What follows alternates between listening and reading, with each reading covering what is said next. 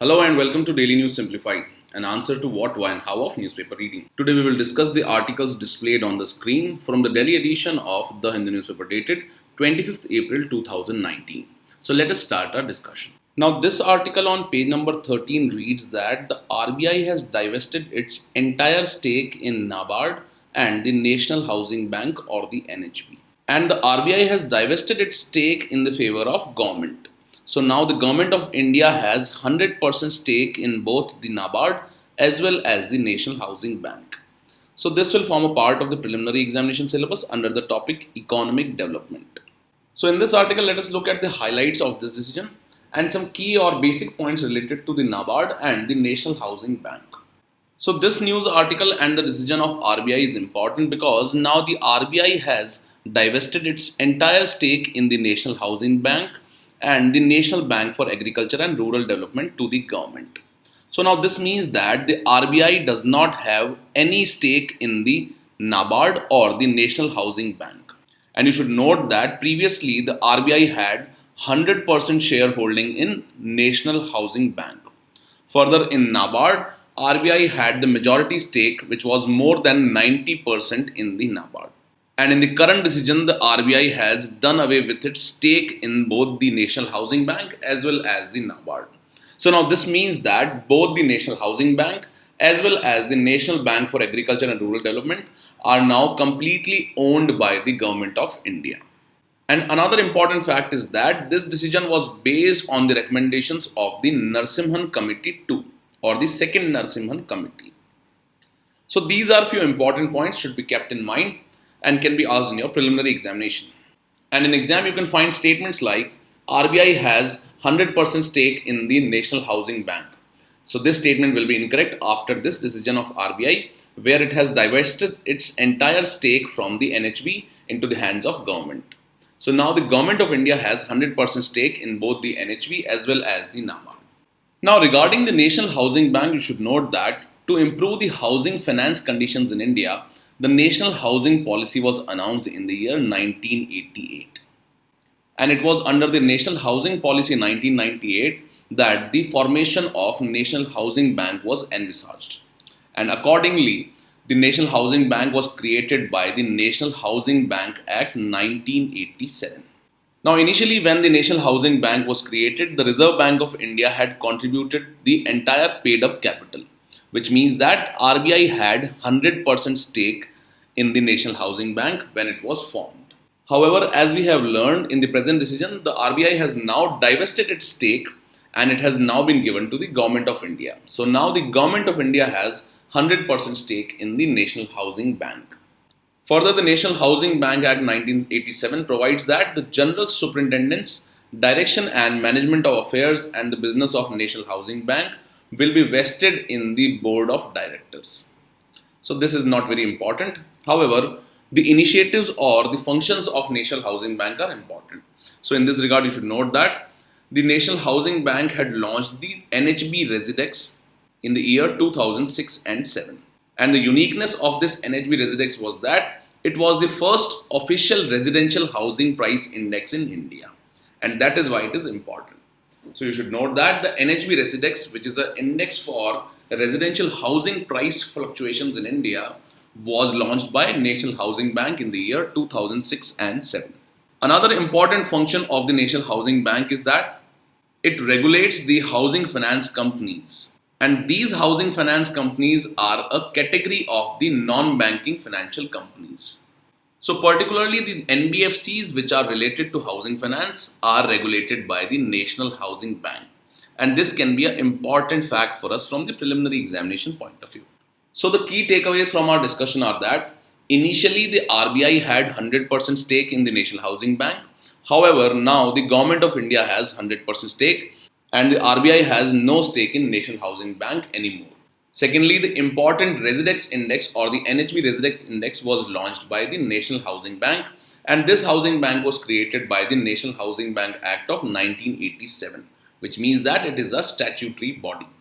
Further, the National Housing Bank regulates all those housing finance companies which are a part of the non-banking finance companies.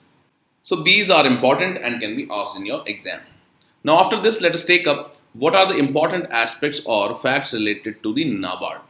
And regarding the NABARD, you should note that it was created by an act of the Parliament which is known as the National Bank for Agriculture and Rural Development Act 1981. And the NABARD was created by transferring the agricultural credit functions of the RBI and the refinancing functions of the Agriculture Refinance and Development Corporation. So it was created by merging the functions of the RBI, which were related to agricultural credit, and also the refinancing functions of the ARDC. And by merging both these functions, it was created by the Act of 1981. So in this regard, the NABARD is India's specialized bank for agriculture and rural development. And it was set up with an initial capital of rupees 100 crores. And initially, both RBI and the Government of India had stake in the NABARD.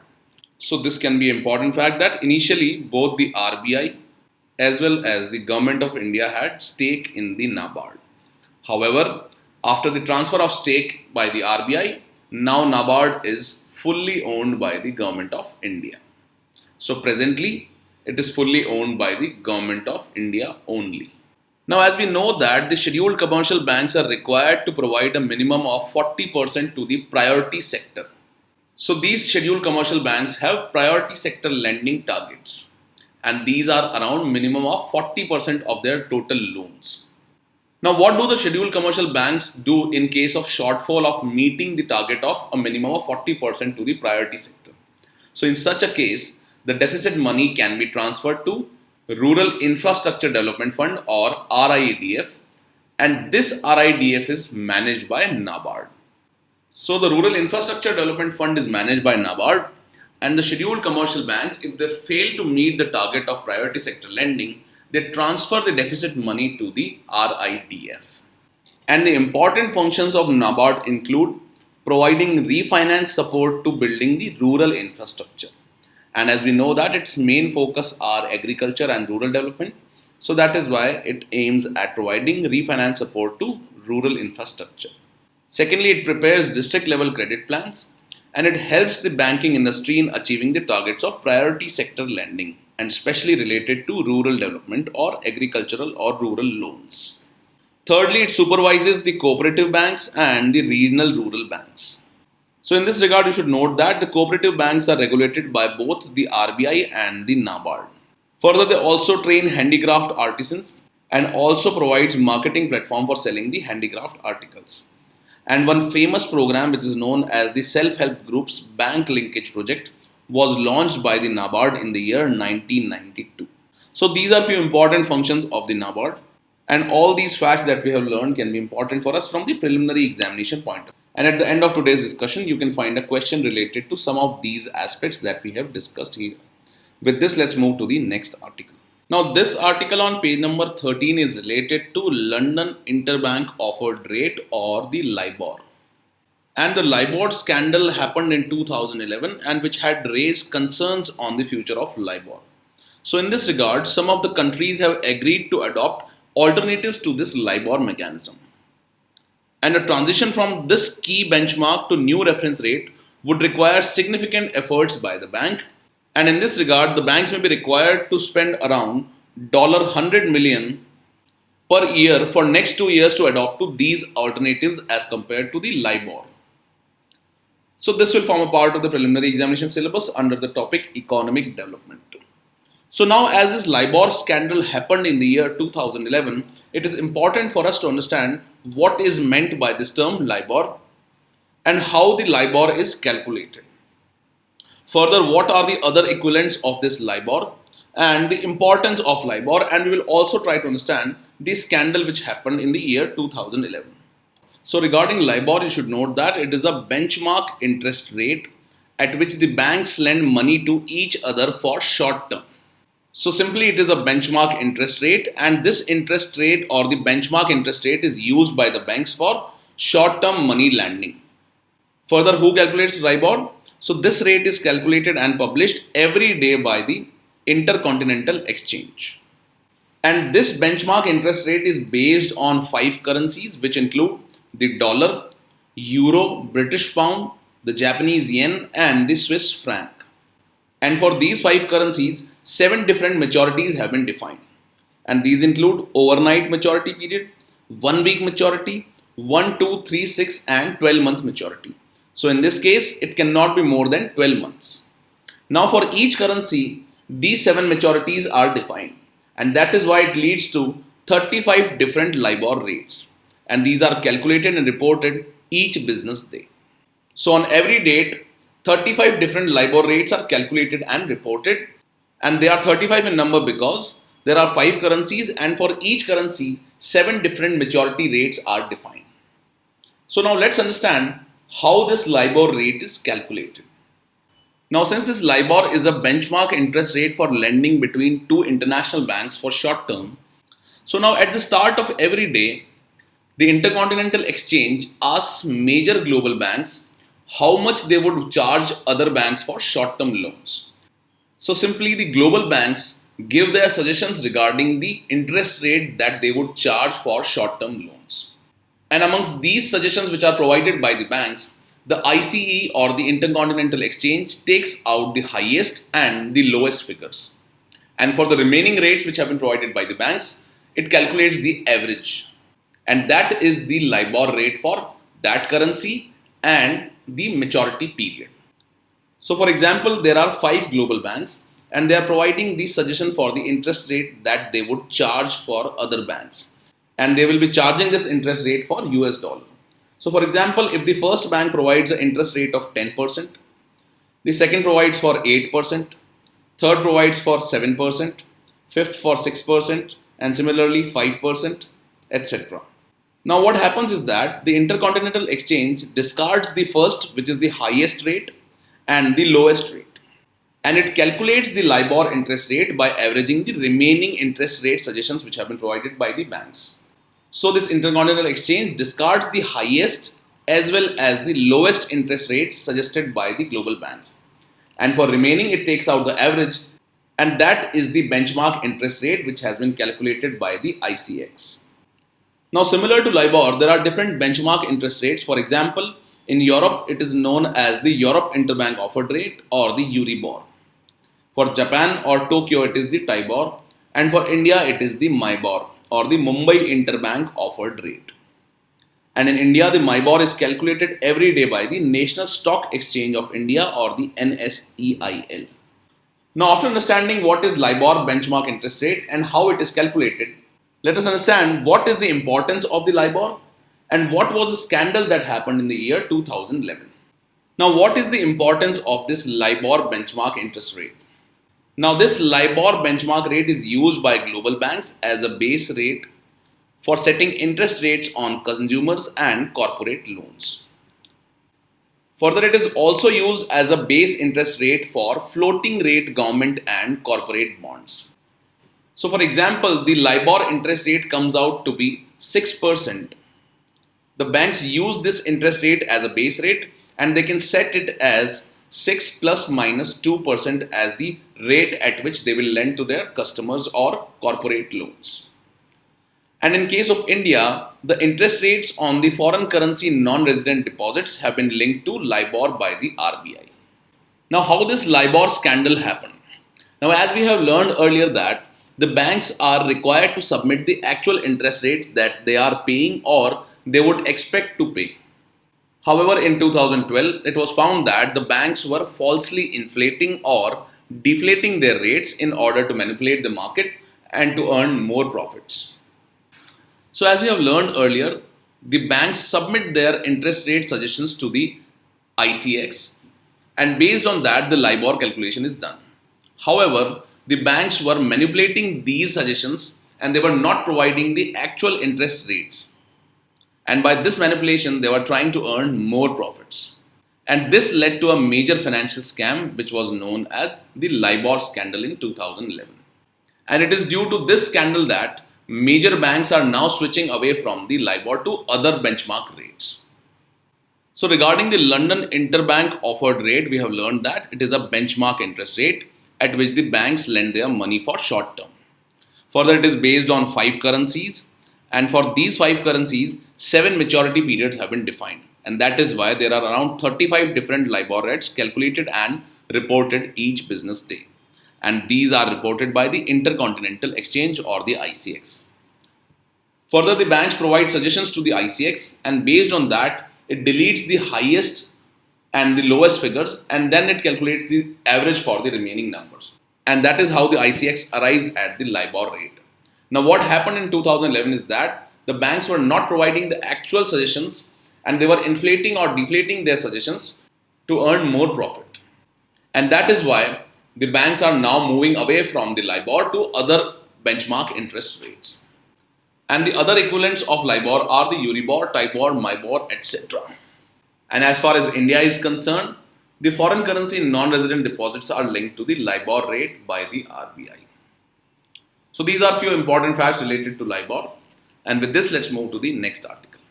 Now this article on page number 9 is related to the Belt Road Initiative Forum, which will begin in Beijing in China on April 25th. However, like the last year's summit, India is not going to attend due to its objections towards the CPEC or the China-Pakistan Economic Corridor. So in this regard, the author has said that India should at least send an observer to the summit. So this will form a part of the General Studies paper 2 under the topic International Relations. And in the year 2018, in the mains examination, a question was asked related to the China-Pakistan Economic Corridor. And in our discussion of the mains examination questions, we have discussed it in the Daily News Simplified of 1st November 2018. So you can go through this discussion so that you will also get an idea about the answer writing practice. However, in this article, we will try to understand the points that have been raised by the author regarding the reason as to why India should send at least an observer to the Belt Road Initiative Forum that is going to happen in China. Now, the first argument provided by the author is that the 21st century is going to be an Asian century. And in this regard, he has highlighted that Asia will be the center of the world in the coming century. And in this background, the Belt Road Initiative signals a new world order which will be led by Asia. And this new world order replaces the earlier systems which were led by the Western countries.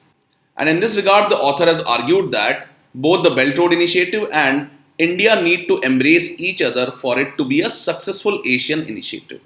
So, highlighting the importance of Asia for the 21st century, the author has highlighted that both Belt Road Initiative and India should embrace each other for a successful Asian initiative.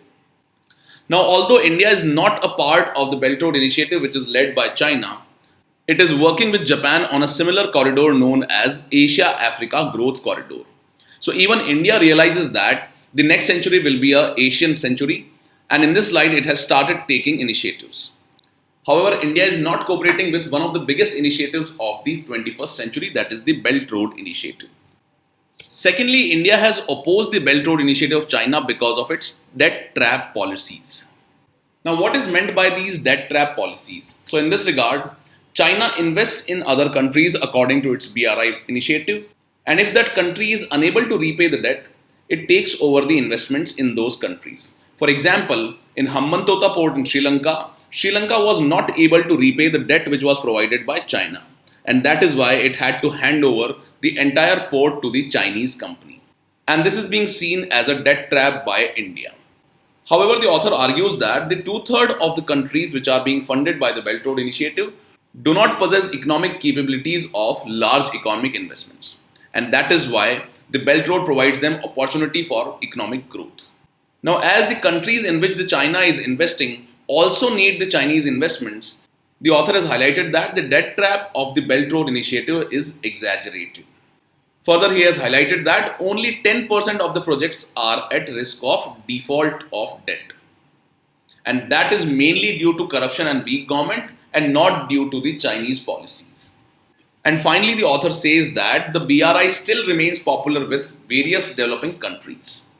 The third reason why India is opposing the Belt Road Initiative is the lack of transparency and insensitivity to the national concerns.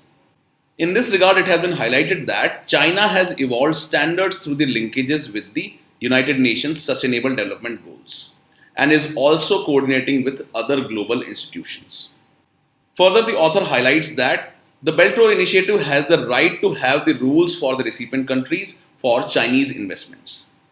However, if India participates in the Belt Road Initiatives, it can help in shaping the new standards of the Belt Road Initiatives which will be transparent and will be sensitive to the national concerns.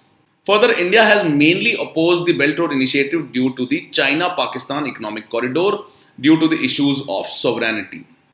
So in this regard, the author has highlighted that India should respond to the problem of China-Pakistan Economic Corridor by making sure that the China recognizes Indian sovereignty over the Pak-occupied Kashmir. Further, India should also ensure that the South Asian projects of the Belt Road Initiative should be linked to India and the ASEAN region. And also, India should engage with China to form the rules for the Belt Road Initiative to make them favorable. So the arguments which have been provided by the author regarding India's participation in the Belt Road Initiative Forum or sending an observer member to the Belt Road Initiative Forum are that the 21st century is an Asian century, and that is why India should not stay away from the Belt Road Initiative, which is one of the most important initiatives of the century. Secondly, India should not be wary of the debt trap policy of China. And this is because most of the countries which are receiving the debt from China are in need of that investment. This is because it can help them in growing economically. And also, the debt trap in various countries has not been because of the Chinese policy, and it has mainly been because of the corruption and weak government in the recipient country. Further, India has criticized the Belt Road Initiative for the lack of transparency and insensitivity to the national concerns in which China is investing. However, China has evolved standards by linkages with the United Nations Sustainable Development Goals and other international organizations or institutions. In this regard, author argues that India should start participating with the Belt Road Initiative to make the standards more sensitive and transparent. However, India should only participate if the China recognizes India's sovereignty over the Pak-occupied Kashmir. So these are few arguments provided by the author for India to participate in the Belt Road Initiative Forum through an observer member. With this, let's move to the next article. The lead article on page number 8 has been written by a former Planning Commission member, Arun Mair. And in this article, he has argued against the free trade agreements. So in short, he has provided the criticism of these free trade agreements. So this will form a part of the General Studies paper 3 under the topic Economic Development. Now in this article, the author has highlighted that the free trade agreements that are being promoted by the World Trade Organizations in order to reduce the trade barriers across the world have a tendency to adversely affect the economies of poor and developing countries. So in this regard, he has argued that the WTO's governance has to be changed in order to promote the welfare of citizens in the poor and developing countries. So providing a critique of the free trade agreements, the author has highlighted the philosophy behind the free trade agreements. Further, he has highlighted the problems with these free trade agreements and also why has India suffered because of such free trade agreements. And finally, he has provided certain suggestions to improve this situation. So let us look at these aspects one by one. Now, the philosophy on which these free trade agreements work is known as the theory of comparative trade advantage. And what this theory of comparative trade advantage says is that a country can boost its economic growth by focusing on industry in which it has the most substantial comparative advantage. So for example, in case of India, India has its comparative advantage in the information and technology sector. So this theory says that India can boost its economic growth by focusing solely on the information and technology sectors. And it further says that a particular country must only produce those goods and services which it is able to produce more efficiently than other countries. Now, as India produces the information technology services efficiently, it should only focus on the information technology sector because it is producing it very efficiently. Now, why should the countries focus on only those sectors in which it has substantial comparative advantage? This is because by doing so, the countries will be able to boost its exports. However, if a country is not able to produce a particular category of goods and services efficiently, it should rely on the import of such goods and services from other countries, and especially from those countries where such goods and services are being produced efficiently or at lower prices. So for example, China is having a comparative advantage in the manufacturing sectors, and India is lagging behind in the manufacturing sector. India should rely on the goods which are being produced in the Chinese manufacturing sector for its consumption. This is because the manufacturing products are being produced efficiently in China at lower prices. So the basic argument of the theory of comparative trade advantage is that the country should focus only on those sectors in which it has a comparative advantage. However, for fulfilling other needs or for the requirement of other goods and services, it should rely on those countries where the goods and services are being produced efficiently. Now, such a scenario is only possible when there are free trade agreements, because in case of trade barriers, India will not be able to import the manufacturing products from the China, and India will also not be able to export the information and technology services to other countries. So in case of free trade agreements, the efficient goods and services produced by one country can be exported to other countries. Now, although the philosophy behind the free trade agreements looks attractive, let us look at the various problems behind these free trade agreements. Now, the biggest problem with the free trade agreements is that it leads to adverse impact on domestic manufacturing in the poor and developing countries. This is because these countries now depend on cheaper imports from other countries. Now, although at the face of it, it looks as if the customers may be benefiting because of cheaper imports through the free trade. However, to receive these benefits of cheaper imports, the customers or the consumers need to be employed. But as these free trade agreements tend to adversely affect the domestic manufacturing sectors, it also hurts the growth of employment in the developing or the poor countries. And an example of this scenario is India. And as we note that the manufacturing sector in India has lagged behind the service sector. And that is why there has been a lack of employment growth. However, the GDP growth has been high. And that is why the India's growth story has been termed as the jobless growth. Now, when India and China are compared, India had liberalized its imports in the 1992 according to its liberalization, privatization and globalization reforms. Now, the manufacturing sector in India and China had comparable capabilities in the year 1990. However, 25 years after the LPG reforms, the China has gone on to become the global manufacturing hub, while the share of manufacturing sector in India has continued to be lower. And this is because the China had provided protection to the manufacturing sector in their country. And this was done by the imposition of tariffs on goods during the initial stages. However, such protection was not available for India, and this led to the lack of development of manufacturing sector in India because India relied on cheaper imports of manufactured products from other countries and especially from China.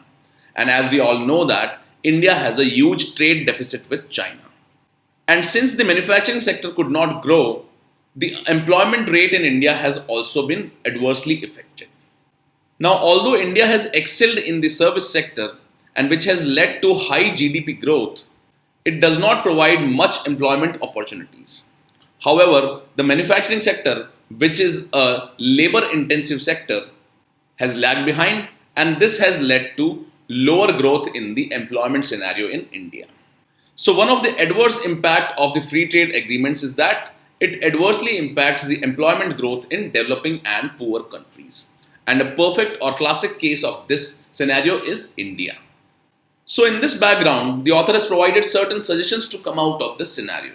So now what needs to be done to boost employment and the incomes in India? So in this regard, the author has highlighted that there is a need for an ambitious employment and incomes policy in India, and which can lead to the promotion of jobs and also boost the income levels of the people.